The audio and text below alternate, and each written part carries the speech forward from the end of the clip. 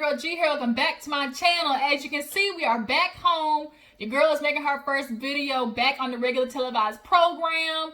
I know we're gonna pause for a second. I know y'all probably looking at my goddamn hair like, G, what the fuck is that? Look, I took my braids out. As y'all can see, I was rocking braids for a minute, but I didn't have time to wash it or anything, so I just combed the shit out, and it is what it is. So I'm rocking natural curliness today. Y'all gonna have to love me as I is. But yeah, so I'm back home and I took my braids out while I was watching this episode of Love After Lockup. So that's what we're gonna talk about today, this episode of Love After Lockup, because it was a mess. We got some crazy bitches on here, okay? And I just want to say thank you so much for, being patient. Last week I couldn't really do as much. Y'all, I was babysitting an 8-year-old, a 7-year-old, and a 6-month-year-old. Bitch, I ain't had nothing time. And I was doing work on top of that. Like, I just couldn't do it, y'all. So we're back home. We'll be able to get back on everything and, get back to what we do, which is talking about all the juice and, giving the reviews and everything. So I appreciate you guys, love and support, everything. And y'all been rocking with me, okay? My juice box crew, my fam, I love it, you guys. I see everything down in the comments and it warms my heart. It really do, okay? So, y'all, let's go ahead and get into Love After Lockup before I get all emotional and shit. So, y'all, Love After Lockup, we open up with Destiny and Sean. Y'all, Sean is slow. I honestly don't think he all the way there. I think he might be missing, a couple of gears. All his gears ain't turning correctly. So, what makes you think, okay, oh my God, my girlfriend found out she about to go to jail for 7 years. This would be the perfect time for me to propose. Now, Sean, y'all saw he took her to the riverbed or whatever and proposed. And she's like, I don't even know what to say. Bitch, say no. But then again, you gotta say yes because you ain't got nowhere else to go. Where you gonna go, Lewis? What house you gonna stay in, Lewis? Who car you gonna drive, Lewis? Like, Destiny, where the fuck you gonna go? Nowhere else. So she said yes. And Sean, you're stupid because, yeah, she might go away for 7 years. You're like, oh, I can do that. But really, you're not understanding how long that is. 7 years is a long ass time. I'm sorry. I feel like the cap to wait for somebody in jail is 2 years. Okay, I'm sorry. 2 years, maybe 5 at the max, depending on if we're married, got kids, all that type of shit. Okay, but you ain't got no ties to this woman, nigga. What are you doing? Oh my God, y'all, Sean is so desperate, insecure, and needs a woman in his life so bad that he's willing to take in a freaking crazy ass meth addict who can't keep her life straight for 2 minutes because she loves breaking rules. Like, then she disrespects you and your kids and the baby moms. Like, this is not it. So they go back to the hotel, I guess, have a nice little night. He tells her the next day that, look, I need you to talk to Kelly. Like, that's my baby mom's, and I have 6 kids with her, and I want you, if we had to sit down and have this conversation, we'll be able to put like boundaries in place, and I want you to know that I'm really not messing with her anymore. Destiny feels like, oh, I don't feel like this is the right time with the way that I'm feeling. Plus, what's the point of me jumping right into being stepmom right now? And it's like, girl, you're dating a man with kids. You jump into stepmom when you would make that decision to date a man with kids. So she finally agrees to go to dinner or whatever. And she's like, you better hope this goes right, because if the police get called, it's going to be 2 of us going out in a body bag. Like, I don't care what this bitch says. She's not going to disrespect me. She disrespect me by calling you all the time. First of all, he has 6 kids, high school, middle school, junior high, the busiest of kids' times. She going to call him every day, if not every other day. And that just is what it is. You're going to have to understand. He got freaking 6 kids. You're going to be number 7. That's just how it rolls. Period, poo. And then the baby moms is going to have to call because they have kids together. Stop making this a lot more difficult than it has to be, Destiny. So she go to the thing. Kelly walk in, sit down like, bitch, I'm TTG. Like, I'm with the shits too. And I'll follow your lead. Okay? So that's where that part ends. So moving on, we have Scott and Lindsay, y'all. Scott, his dumbass, he gonna stay with Lindsay because he want a little young hot thing on his arm. And he's been taking care of the house, sending her stuff. And now Lindsay's saying she got a friend coming over called Tara Bell. Now, apparently her and Tara Bell been in jail together. Now, not only have they been in jail together, they possibly been eating each other's coochies. And she ain't told Scott. She just said that, oh, she's a good friend of mine. And Scott is, just going along with it. But the friend comes over, brings Lindsay all this stuff, this makeup. And she's like, when she's asked about Lindsay, she's like, you know, Lindsay's gonna get what she wants. And they were like, oh, is this money for her? And she didn't want to say it, but in a roundabout way, she basically said, Lindsay's gonna find her a man that's gonna give her what she wants. If she don't, she's gonna go out there and get it herself and find another nigga who can do it for her. So Scott, the minute you start saying no, the minute you start telling her no, we can't get that this week, guess what? She's gonna go out there and find a man who can get it for her. You are shit out of luck with Lindsay. Period. That's just what it is. So they're sitting in the couch. He introduces himself to Tara Bell, goes away. She's just sitting there talking to her, you know, talking about Miley Grace's room, how it wasn't done yet. Like, she has a lot of, you know, unappreciation for the fact that Scott's been giving you how much money while you were in jail. He's been taking care of your daughter, sending her clothes, school work, school supplies, everything. And you sitting there acting like that? Lindsay. It's always the people with the least amount of stuff who want to be act funny. You know how people be like, oh, can I borrow $20 this week? And you give them $20. And like, I pay you back, and then you wait. And then finally you ask them, and they be like, dang, it's just $20 funky. You need it that bad? It's like, bitch, it was $20 funky when you needed it. Like, that's how Lindsay comes off to me. It's like, you need, but then have the nerve to sit there and look at Scott down in his nose like he ain't doing nothing for you. Girl, please. So that's what old girl upstairs was like, well, did you tell Scott about our relationship? Like, what it really is? And what's looking like to me is she gonna be having sex with Scott and fucking Miss Tara Bell on the side. They're gonna be little sisters in the dark. So, moving on, we have Heather and Dylan. Y'all, Heather is crazy. She, not only crazy, but batshit crazy. She is La Cucaracha. She is cuckoo for Cocoa Puffs. She is, I don't know how many different ways you could put it for psychotic. Because the fact that Dylan telling the truth, the fact that, bitch, we late because you had to put on makeup because you butterface. We all know, okay, butterface basically means everything else is good, butterface. So Butterface is mad because, yes, bitch, he's late because you were putting on makeup. And really, Dylan, that's what you're gonna say? He like, it was a joke. It wasn't really a joke. You just got scared because that bitch scares me too. She look like she'll stab somebody. So he hurries to get in the car. He's like, what are you doing? She's like, forget you. You think I'm crazy? You think I'm acting out? This is acting out. She starts taking off the microphone, the cameras, driving down a one-way street, passing all the stop signs. Finally, they slow down enough to where he can park the car and take the keys. I hate you, Dylan. You bitch. Da-da-da-da. And he gives her the keys back and she rolls off. He's like, bitch, I stay with you. What is this? So he's able to take an Uber to see his mom and I think his aunt or something like that. And like, he does not know what to do because he's telling the mom, like, look, like, I've been with her for 5 years. Everything was great. We can't even make it work for 2 days.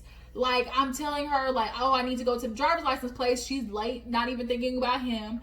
And then come to find out, he's like, you know, my mom was super supportive of me in jail, but I didn't get to see her but a handful of times because Heather was saying that, oh, my mom's trying to monopolize our relationship.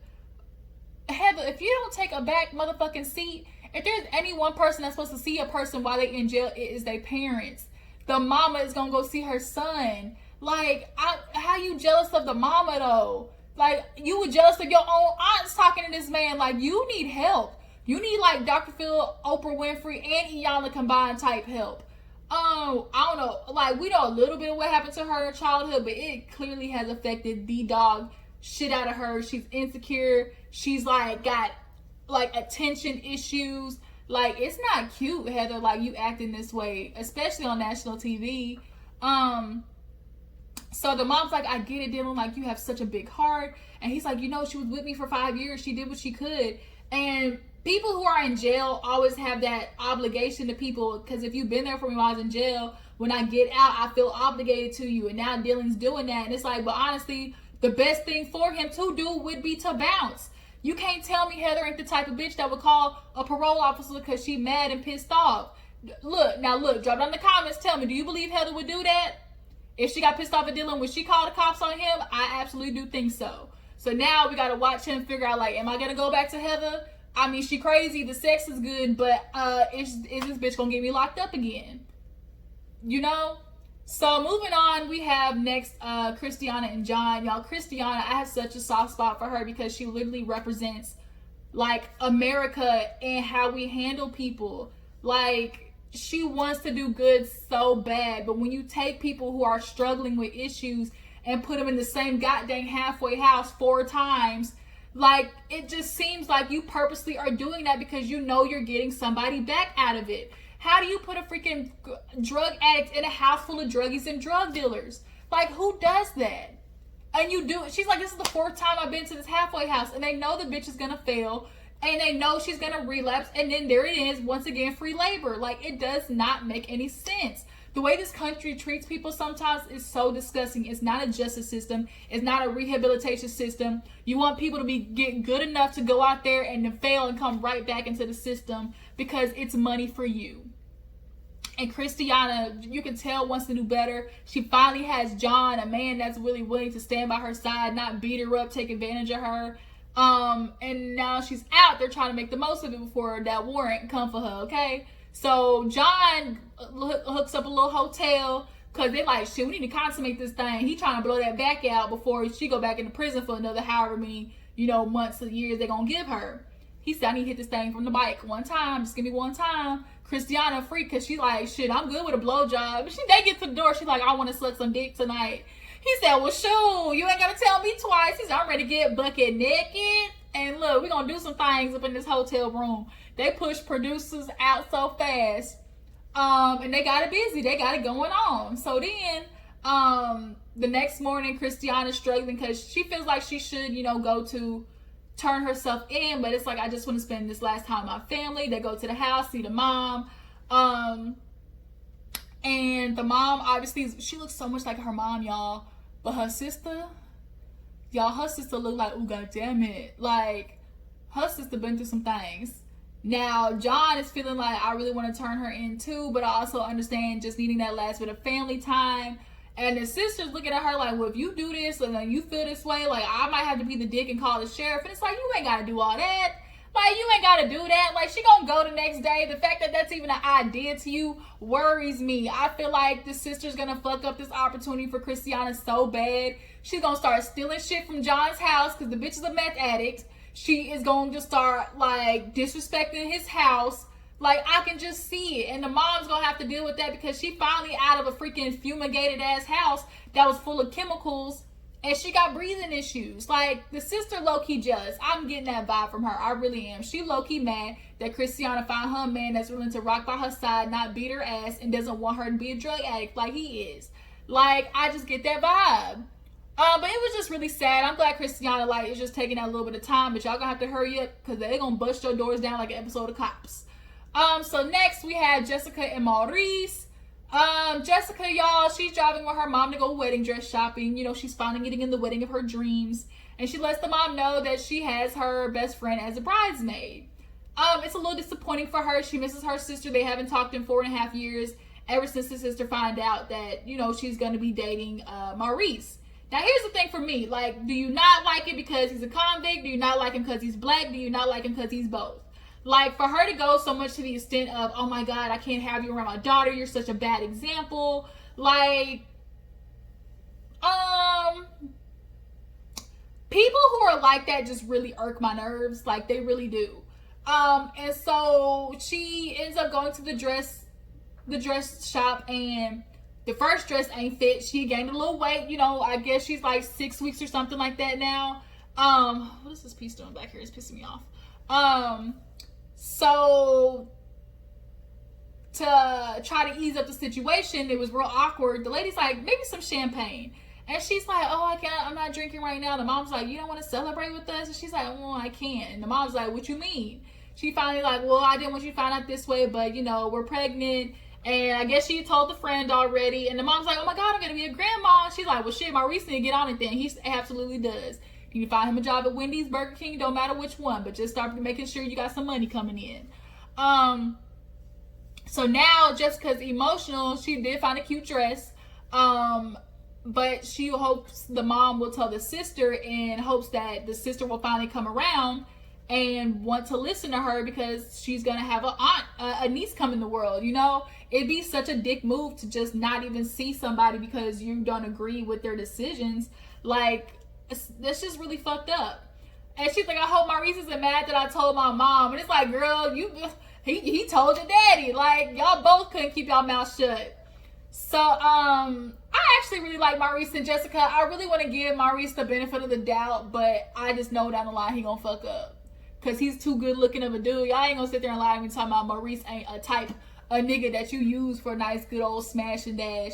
Or that nigga that you call up after late night at the club. Maurice is definitely the booty call type. Like, that's the one. He's the dick appointment. That's Maurice. Yeah. So after that we have who else? We talked about Lindsay, Sean and Kristianna. Sean and Destiny. We talked about Lindsay and Scott, Heather and Dylan, Jessica, Maurice. Oh, we got Shavel and Quaylon, y'all. Shavel and Quaylon. This ain't looking too good. Quaylon's in Texas. His mom trying to set him up with job interviews and everything. He talking on the phone with the sister. He like, man, mama got me out here doing chores. So she's like, man, come out with me tonight. Let's go bar hop. I got a couple of my friends I want to introduce you to. He like, man, I can't do that. I'm with Shavel. So let's just like, whatever, okay, let's just go out. And as he's talking about, I just need to clear my head, figure out some things or whatever. Shavel's back home doing some bullshit that's gonna piss me all the way off. Firstly, Shavel, stop using your daughter as a pawn and as a guilt trip for freaking Quaylon to come back. Stop it, okay? Stop it, boo-boo. Because for her to sit down with her daughter, be like, do you love Quaylon? Like, she doesn't know. She doesn't know. The baby's like, what, 4 years old or something like that? She doesn't know that. And then for Shavel to be like, oh, he promised me all these things. He's going to be there for me and be there for Maila. And Maila just yearns for a father. No, bitch. You yearn for a man, and you yearn for a man to try and be Maila's father. That's what it is. You want a man first and a daddy second. Okay? Let's keep it real, Shavel. Wherever the biological father is at, he dipped on your ass. You feel some type of way. You're insecure. You feel like you need a man in your life. And so you go for Quaylon, who's got dang 17-year-old mentality when he gets out, and is not going to be able to take care of Maila the way she needs to. You're not thinking this as a whole picture. You're just thinking about yourself. And so for her to be like, oh, Quaylon came out of jail and promised me he was going to be there for me and Maila, so it was just like, boom. It's not just like, boom. You don't sit there and introduce a man to your daughter and just be like, here's your daddy. No, you say, hey, this is me. This is mommy's friend, Quaylon. He's going to be hanging out with us for a while. And then you gradually let the relationship build. It's naturally going to build into a father-daughter relationship as she gets older, as long as he's showing her that he's going to be there. You don't automatically bring a nigga into the house and be like, here's your new daddy. Like, what the fuck, Shavel? It pisses me off because women do that all the time. They like to use their kids as these little guilt trips like, oh, is this what you're going to do to me? Because every argument she has with Quaylon, what does she do? What about Maila? This is what you're going to do to me and Maila? Bitch, it ain't got nothing to do with Maila. Nothing. So, Quaylon goes out with the sisters, and, the sisters are being real mischievous. He drinking beers, trying to get on the scene. The second sister come, whatever her name is, Boomquita or something like that. And she's like, I don't really like Shavel. I'm trying to push her out. Understandable. Like, they understand their brother is at a place in life where he needs to figure out himself. He needs to figure out how the hell is he going to support himself first. How is he going to support himself mentally, emotionally, financially? He does not know how to do those things. He has been on a set schedule for himself for, 12 years he been in jail or something like that? So, like, Shavel, you're not thinking about how beneficial it could be for Quaylon to just go get his life together and come back a better man for you. You're not thinking about it like that. You're thinking about, oh my God, he's running to his family already after a month. Bitch, that means he's been with you he ain't been with his family since he been out of jail. You don't think somebody should go do that when they get out of jail, go see their family? Like, really, Shavel? So then, the little light-skinned big chin friend, Professor Chin, she wasn't that cute, y'all. I'm sorry, she just wasn't that cute. And the eyeshadow was all spread all over the place. It just was not it. Quaylon, he was respectable. He gave her a drink and left it at that, look, arm's distance. So she kind of touched his dreads. Oh, these are cute, And he like, look, man, y'all messing up. Shavel blowing up his phone. The sister took a picture of all of them and she posted it. She like, but you scared? He like, man, no, you ain't gotta do all that extraness. Shavel keep calling. He finally picked up the phone. Now, the one sister, I think it's the older sister, she like, look, I don't want to have to go down there, get Shavel. He like, all right, Debo, chill out. So she asked Quaylon, what you doing? What you doing, Quaylon? He like, man, I told you, I'm chilling. She like, where you at? Man, I'm at home. It's like, nigga, when women ask you the question, nigga, they already know the answer to it, okay? And for her to ask, and you talking about, man, I'm chilling at home. It's like, nigga, didn't you just remember your sister said she was posting that picture? Damn, Quaylon. So here's another thing too. Is Shavel acting irrational most of the time? Yes, but I also think the sisters aren't giving her a leeway for the fact that Quaylon did tell her these things.